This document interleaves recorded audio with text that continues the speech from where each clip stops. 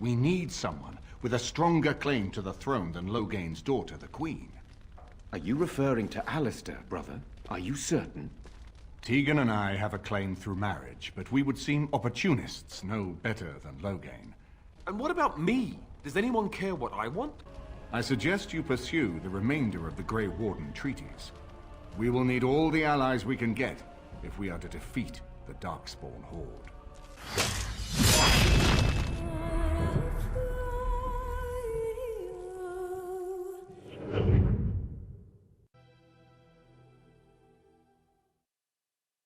Yes?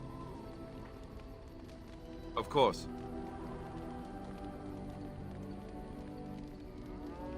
I didn't know them for very long, but I guess it was longer than you. You never met them all, did you? They were quite a group. Actually, they felt like an extended family, since we were all cut off from our former lives. We also laughed more than you'd think. There was this one time... Well, you probably don't want to hear stories about men you didn't know. There was one Grey Warden who came all the way from the Anderfells. What was his name? Gregor... He was a burly man with the biggest, fuzziest beard you've ever seen. And the man could drink. He drank all the time, but he never got drunk. Finally, we all made a pool to see just how many pints it would take to put him under the table. Sometimes, we were kin of a sort. All of us had gone through the joining, so we knew...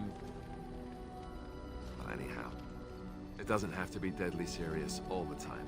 Anyhow, we never did find out. He said he'd drink a pint for every half pint that the rest of us drank. He was still going by the time the rest of us were passed out.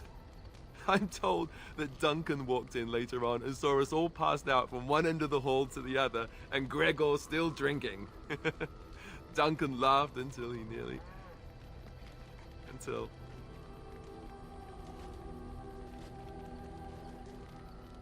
Yes, I suppose so.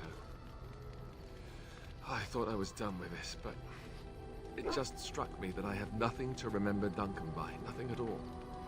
There's no body, not even a token of his that I could take with me. That must sound really stupid to you. I just would have liked something of his to take with me, that's all. Well, there's no use in moaning about it, is there? He's gone. Let's just go. So, all this time we've spent together, you know, the tragedy, the brushes with death, the constant battles with the whole blight looming over us. Will you miss it once it's over?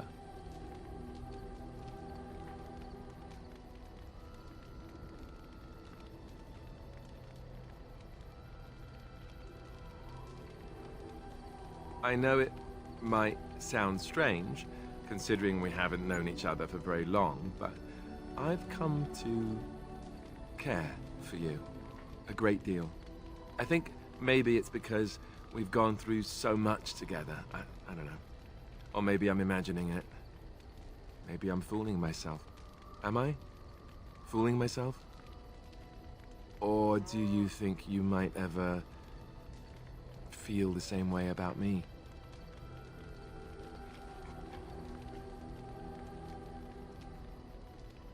So I fooled you, did I? Good to know.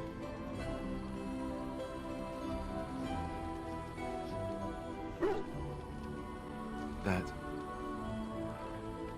wasn't too soon, was it?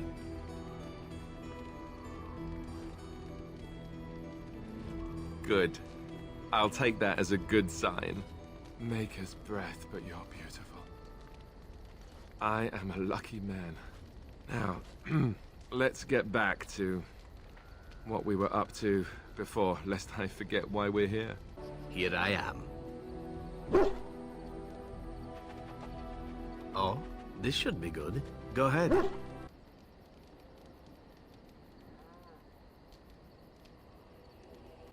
Well, the Crows would have you believe that it is an involved process that takes years of training. The sort that tests both your resolve and your endurance. Survive that process and maybe, just maybe, you're good enough to start being considered one of them. But quite frankly, the truth is that all it requires is the desire to kill people for a living. It's surprising how well one can do in such a field.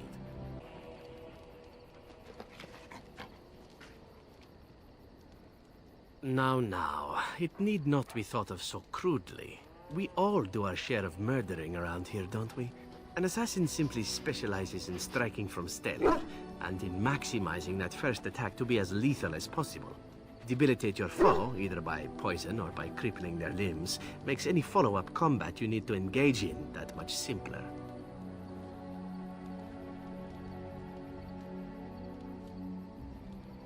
I do.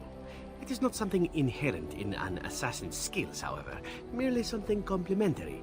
Of course, the crows like to pretend that their abilities are trade secrets, shrouded in shadows and wrapped in a blanket of mystery. So let's just keep this between you and me, shall we? Well now, I imagine that's a very fair question. Being an assassin, after all, is a living, at least as far as such things go. I was simply never given the opportunity to choose another way. So if that choice presents itself, why should I not seize upon it?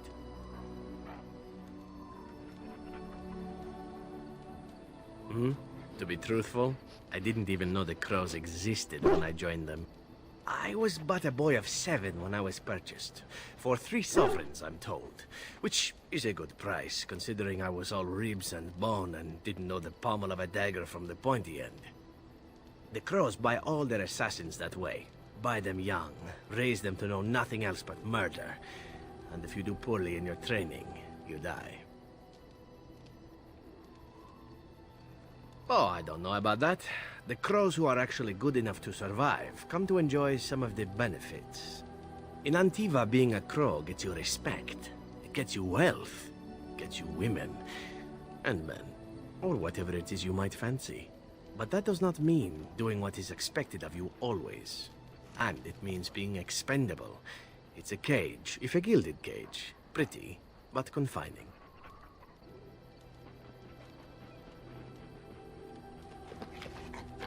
I certainly hope so. I have earned the crows a great deal of money, and none of it has come easily. As for what I'll do in the future, presuming that there is one, I truly can't imagine. It might be interesting to go into business for myself, for a change.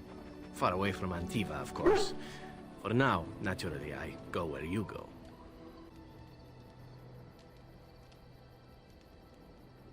And here I am, happy to be had. Isn't it wonderful how things work out that way? And why not? There are many things to enjoy about being a crow in Antiva. You are respected, you are feared, the authorities go out of their way to overlook your trespasses, even the rewards are nothing to turn your nose up at.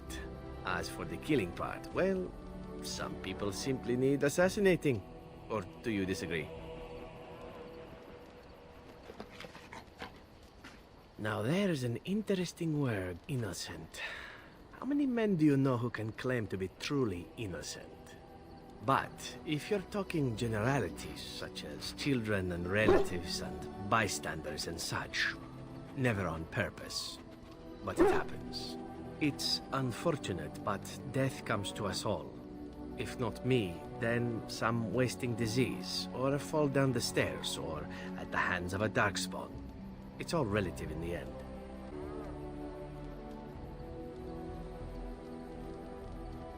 Death happens, as we like to say, and when I get paid for it, death happens more often. As far as enjoying the act of killing itself, why not?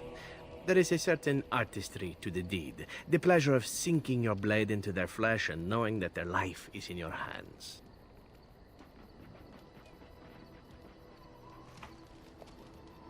It is not pleasure, per se, nothing sexual. It is more a sense of satisfaction, a feeling of power. Does that make sense? No matter. There are many things I did not enjoy about being a crow, of course. Having no choice, being treated as an expendable commodity, the rules. Oh, so many rules. But simply being an assassin, I like it just fine. I will continue to do it if I can, even if I am not a crow. Honestly, could you picture me doing something else?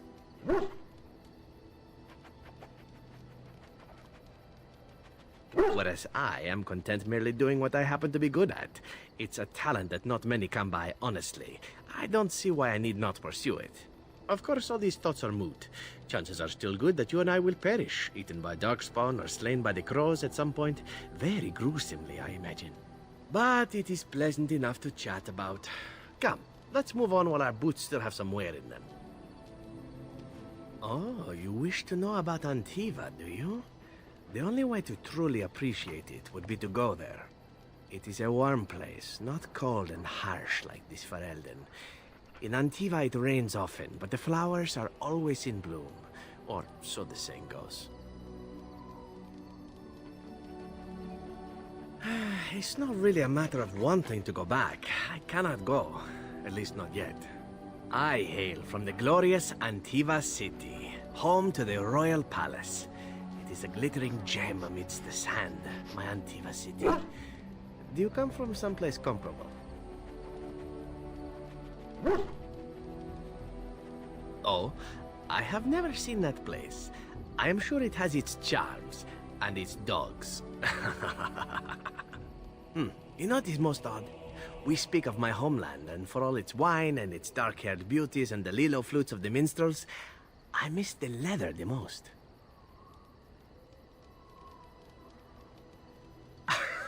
It may as well be, but not this once, no. I mean the smell. For years, I lived in a tiny apartment near Antiva City's leather-making district, in a building where the crows stored their youngest recruits, packed in like crates. I grew accustomed to the stench, even though the humans complained of it constantly. To this day, the smell of fresh leather is what reminds me most of home, more than anything else.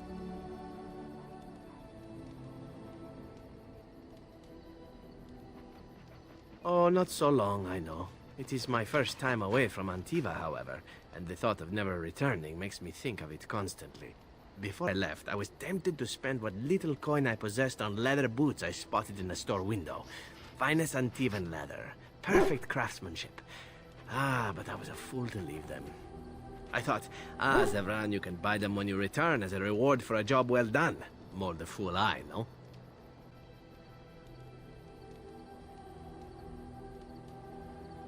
True, and it's a comforting thought. One simply never knows what is to come next.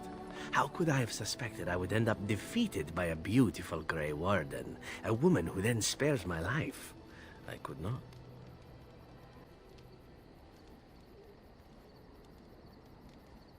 I say you are beautiful because it is true. Should I not?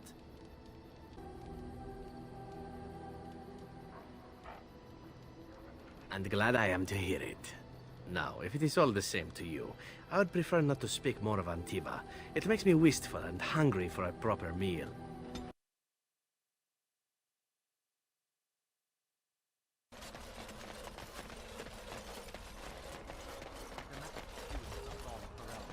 King Loghain will not suffer the delay of his appointed... Vieta! This land is held in trust for the sovereign dwarven kings. I cannot allow entry at this time. King Loghain demands the allegiance of the Desher, or lords, or whatever you call them in your assembly. I am his appointed messenger. I don't care if you're the king's wiper. Orzammar will have none but its own until our throne is settled.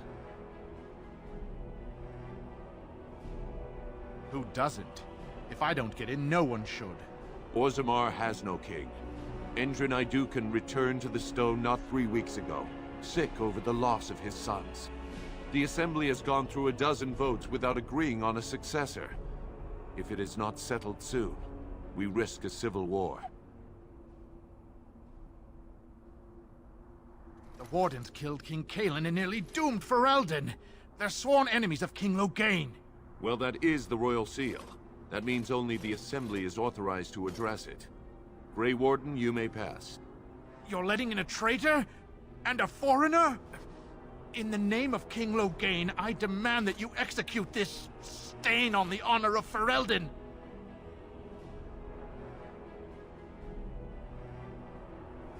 You'll hear of this. King Loghain will see you quartered. You are free to enter Orzammar, Grey Warden. Though I don't know what help you will find. Those statues are dwarven paragons, if I remember right. The best of their ancestors. Supposedly the one called Flemeth, the very witch from legend. Is that not true? There is nothing supposed about it. Flemeth is my mother. I was more doubtful of the legend rather than your relationship to this woman. Anyone can claim a name, after all. You're welcome to ask her if you ever meet her. You're just her type. Oh, elven and handsome? The sort that will never be missed. Sounds intriguing if you ask me.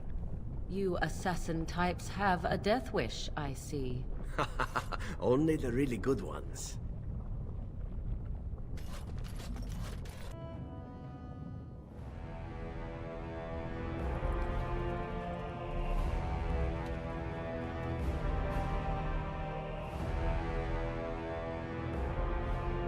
It is the Assembly who makes a king, and a king who nominates his successor. None of it is carried in the blood. Or, as now, when someone tries using the Assembly to pull a coup. Who's to say what my father said in his final hours, when the usurper Harrowmont was the only one by his side? I'll have you thrown in prison. You've bitten off more than you can chew!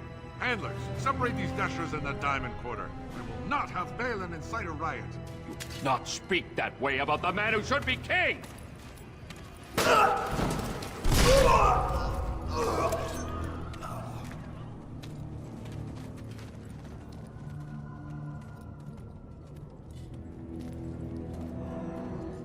Vieta, Surfacer. I'm bid to let you walk the commons, but keep your place. Warden or not, I want order. Surface problems. Well, we have no king to hear you. You can join the shouting at the Assembly in the Diamond Quarter if you want. Bunch of Desher lords bickering over sand. Balin, Harrowmont. Is one so different? No paragons here. Surfacers appoint no paragons? Truly, you're lost in all that sky.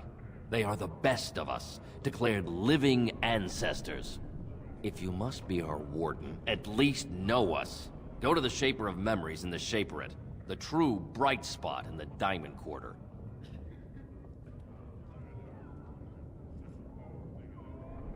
Yes, you should. Excuse me. You look like you're not from around here. I've been trying forever to find someone who really knows the surface world. I don't suppose you've heard of something called the Circle? I've been trying to reach someone there for years. I've sent missives with every caravan, but I never get a reply.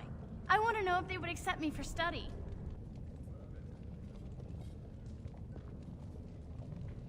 No dwarf has ever studied at the Circle of Magi. I guess you never read First Enchanter Caitlin's treatise concerning dwarfs and the non-heritability of magic. He tested dwarfs from 20 bloodlines and found they couldn't perform any level of spell casting, regardless of lyrium exposure or time on the surface. The Circle speculates that lyrium in the stone shields us from spiritual influences, and over time made us immune to them.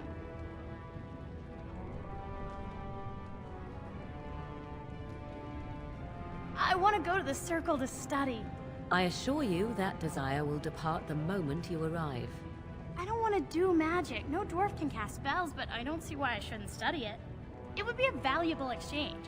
Orzammar would learn of one of the great natural forces of the surface. And the Circle gains direct access to our knowledge of lyrium smithing.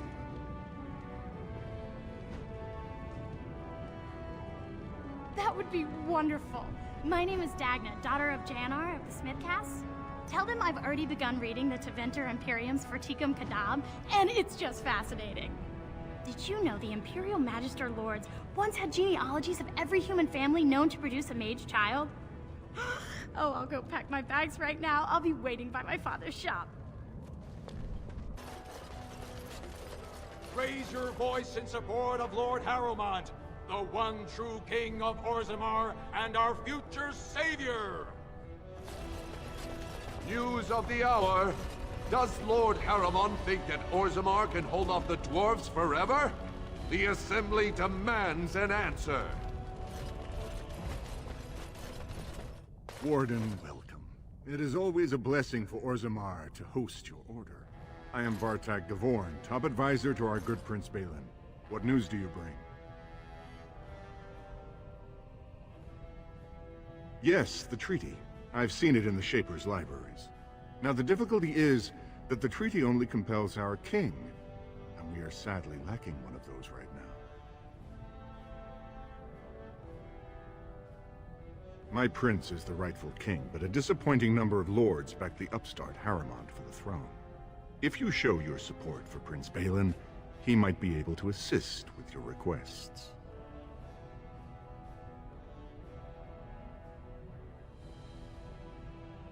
That hurts worst of all. That Harriman would take advantage of the dying king's delirium to plant such poisonous suspicions against his own son. After that, you understand why Balin cannot trust the word of a stranger, however reputable that stranger might be.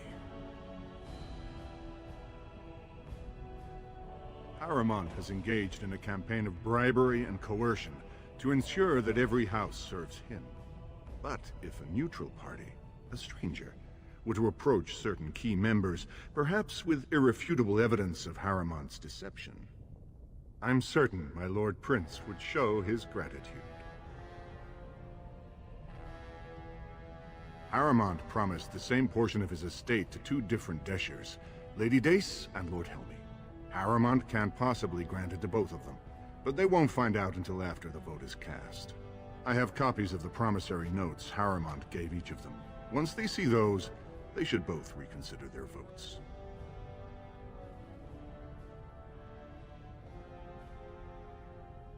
That's not important. If they ask, say you found them while searching the Shaper's libraries for your treaty. Lady Dace doesn't leave the quarter much, but Lord Helmy's adventurous, likes to spend his time at tapsters in the Commons. Remember, don't tell them you got these papers from me. You learned of them and drew your own conclusions. I heard there was a Grey Warden here. I am Dulin Forrender, second to Lord Harriman, King Endrin's own choice as successor. Word is spreading that the surface may suffer a blight. It is shameful we are not in a better position to help.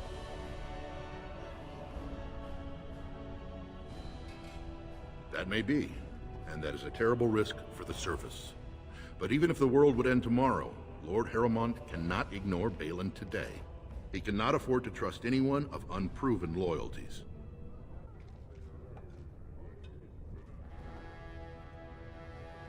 If you wish to show you have no loyalty to Balin, then work against him in Harriman's name. Balin is hosting a proving today, supposedly to honor his father's memory. The Deshers take it very seriously, and unfortunately, Balin found some way to blackmail or intimidate House Harriman's best fighters into stepping down.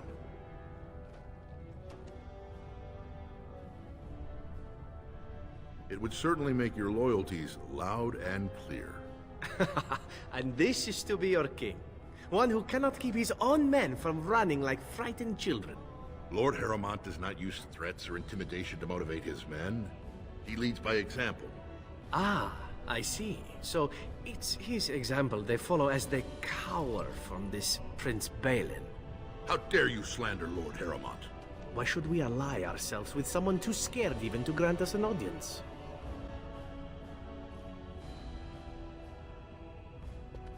Were I you, I would seek a stronger king than this Harriman. Surely you don't mean Balin.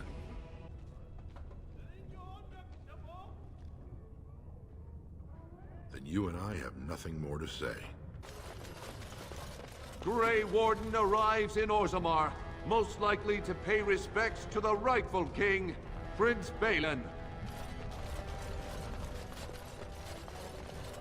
What do you want? Ah, I suppose you're the Grey Warden everyone's talking about. Well, this isn't exactly a surface broadsheet. Where did you get these? Never mind. It is true enough, but there's nothing I can do about it. This deal was made on behalf of our entire house. Only my father can revoke it. He is leading a deep roads expedition, trying to secure an ancient thaig.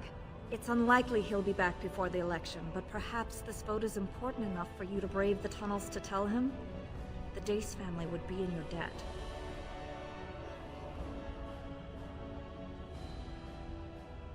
The abandoned tunnels outside Orzammar. Once they were part of our empire, but now only Darkspawn live there. Few, except armed war parties or wardens, ever venture their depths. He was searching an old Idukan site.